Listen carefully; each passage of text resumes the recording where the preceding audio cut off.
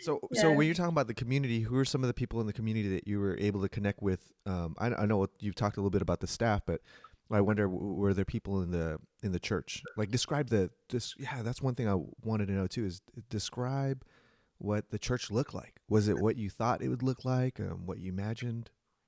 And then tell me about the people that you were able to connect with in that community. Yeah. So I think it's good to mention that we were here in 2018 for our short-term trip for SOT, School of Transformation, which is a requirement to be sent out by All People's Church. And so fortunately, we came here to do our missions trip, and it was strategic because I knew that by that time we were called to come to South Africa. And so the church is a lot different than now than what it was then. Back then, we were having gatherings at Ricky and Tiffany Valdez's house on Sundays, and it was a living room full of a few chairs with a few people sprinkled on there. And during since then, coming or going back to the States, continuing to get ready, we were aware of some changes that were happening, like they were going to start holding public service. And then that they were looking in the township that we had gone into while we were here in 2018, and possibly at this venue that we had held an event back in 2018, which at that time, Christiana and I also felt like, man, this would be an awesome place to have Sunday service, Hmm. with people. And so when we got here, by then they were already, up and running in that place. God really just made a way for the church to embed itself in that township, in that community. And it had started to really show fruit of, because of the racial tension in the country, how it was bringing people together. So you would walk into church, and it was, first of all, worship was awesome. Actually, he was here for a season before we came, and he really built up that team to be so awesome, and it felt automatically like we were in San Diego. But then you look around and you see, different ethnicities, different people groups in a township where there's obvious tension and there's friction and there's possible, past hurts and wounds and stuff, but they were really trying to come together and just make it all about Jesus and come and worship together and start the process of reconciliation. And so stepping into it, it was awesome. It was like, this is what this stuff we were praying for that would happen through this team that was like just in sync with the spirit and wanting to see those things come to fruition. So it was really, really awesome to be in Sunday services. It was like picking up where we left off back in San Diego, but with so much more, added on top, that were it was just showing God was really moving. And then from there, some relationships right away that were so willing to step into our lives and help us transition from our Airbnb to our home. Uh, Eljo and Armand, they're a young couple here in South Africa who just were so helpful, so warm, so welcoming. We met them actually first day we arrived. Yeah. The town is small, so you end up running into people from the church and stuff. I mean, it's not tiny, but it's small. Yeah. So we were having lunch with Tori and Austin, and Aljo and Armand come and walk by, and we meet them real quick, and then after that we kind of just we see him at church on Sunday, or the party on Saturday, church on Sunday, and they're connected really quick Africans, with them. Yeah, connected really well with them. They're a young couple, and just been awesome to do life with them. They're both in SOT, School of Transformation, here now, and so we get to pour into them even more in a deeper way. And so knowing them beforehand, doing life with them a little bit beforehand has been awesome. And then, I mean, there's been quite there's a few. there's a lot of young adults, like really young adults that we've connected to.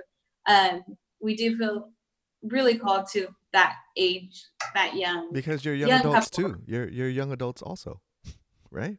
We're young adults. Yeah, we're young adults at heart. We're like 13 years, well, 18 years. Don't count. I mean, I call them kids, bro. I call them kids. I do the same. Even though I try to lump myself in there sometimes and try to forget that I'm 37. I do too. Yeah, Armand and I, we get along really well because we have a kid's heart. So, yeah, but yeah, there's been quite a bit of people that have been just open and willing and, you know, seeking relationship and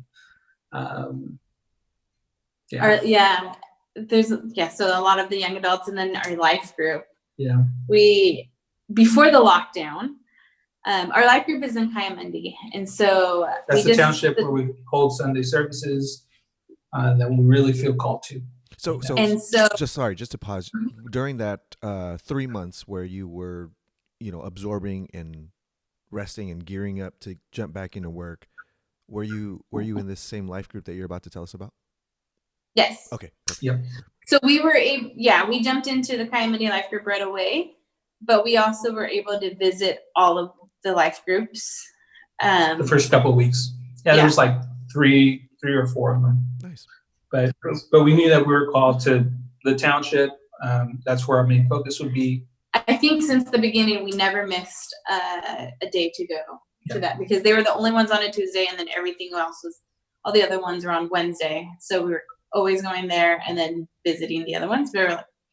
We got called and connected to them, and it was a very quiet life group in the beginning.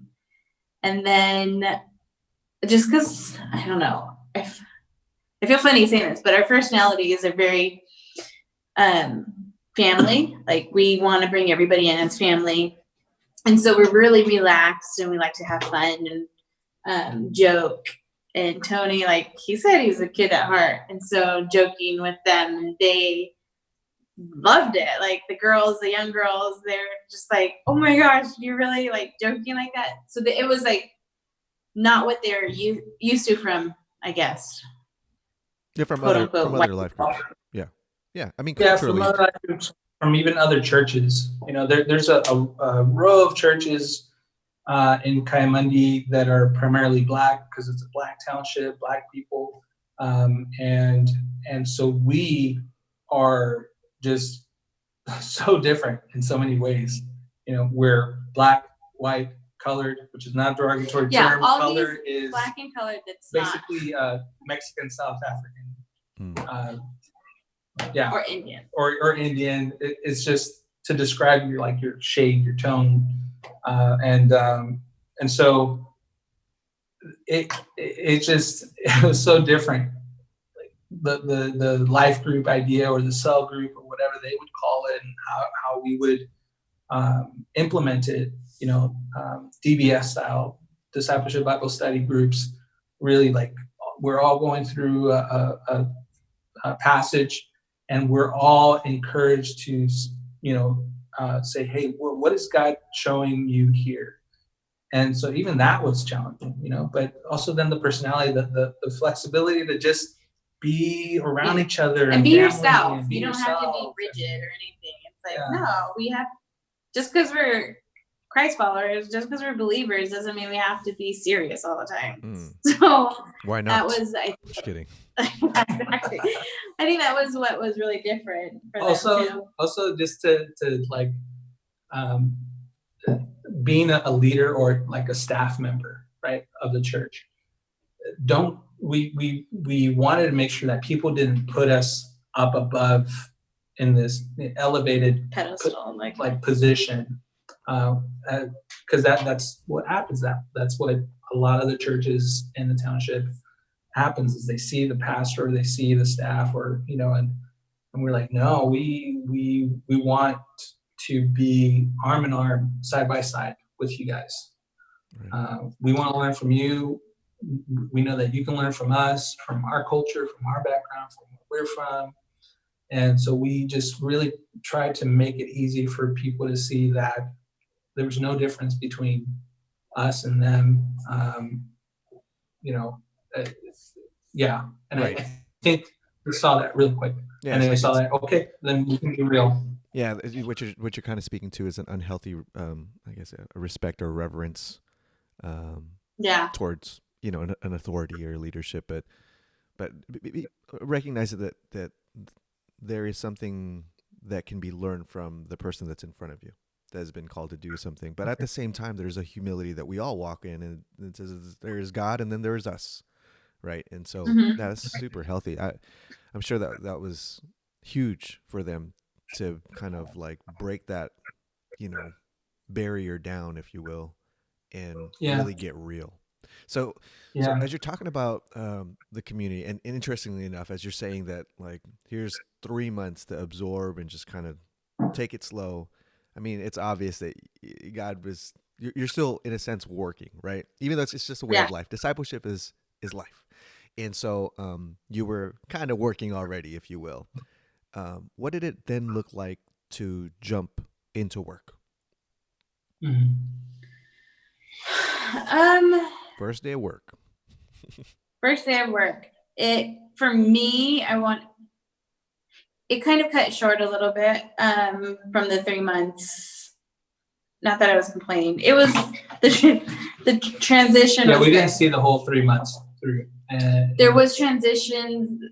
Another couple had to go back to San Diego, and we had to take over roles. Okay. And we had to really step into larger roles and it was before it was the summer break, so before Christmas. So we're opposite of the States. So November, December, January, and February are like the start of spring and summer. And so they do their vacations or their holidays well here. They take weeks or maybe even months off. Nice. Everybody. So it's pretty quiet. The town becomes deserted. There's hardly anybody around. Although it wasn't as bleak or like as dramatic as it was told to us that it would be, but people do leave for a large amount of time. They go away. Students go away. Students go away. So the transition from when we had to start taking over a few roles wasn't very long, because then we took the 3-week break off of church service. But it was good.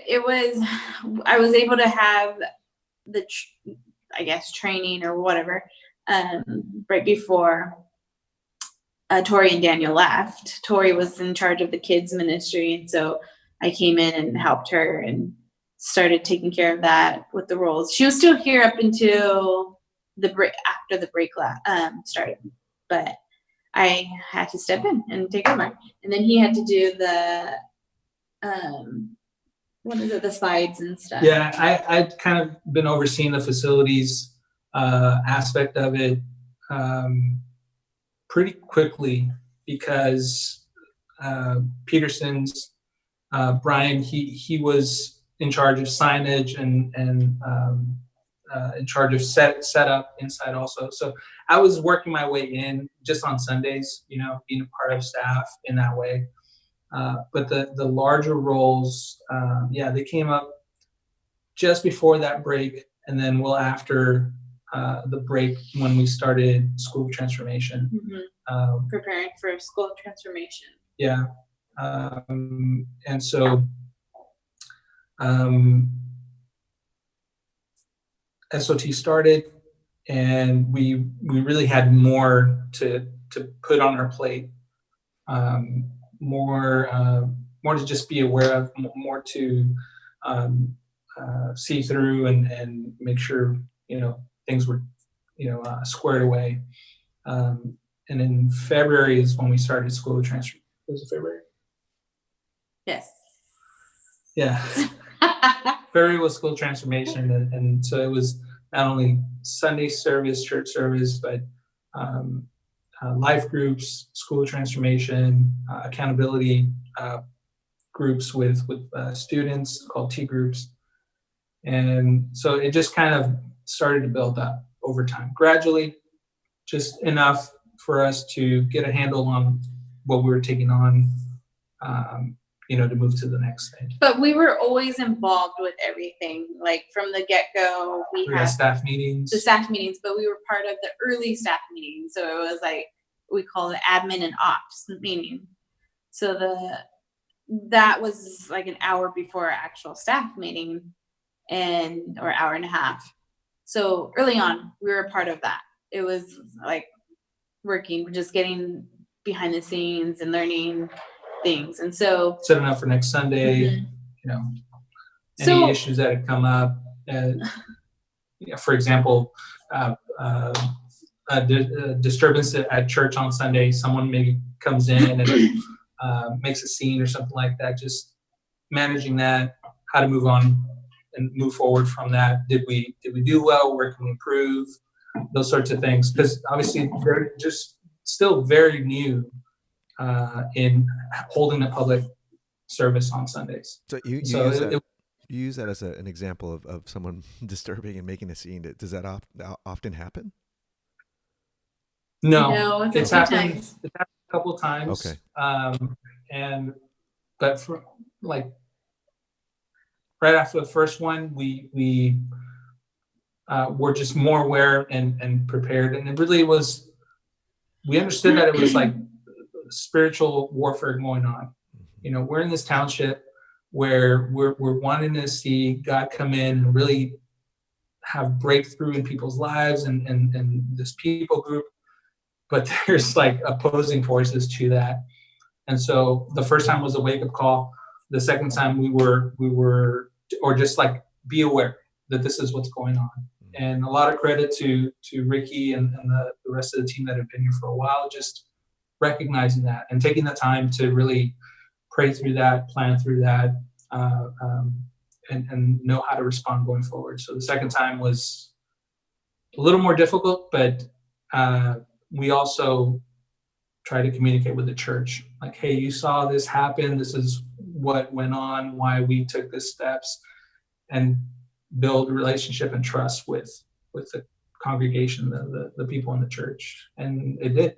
That's great. And so, yeah. So a lot of learning experiences, those were one of the major ones that stood out. And that's why I pointed them out. That's all those years of jiu-jitsu paying off, huh? Yep.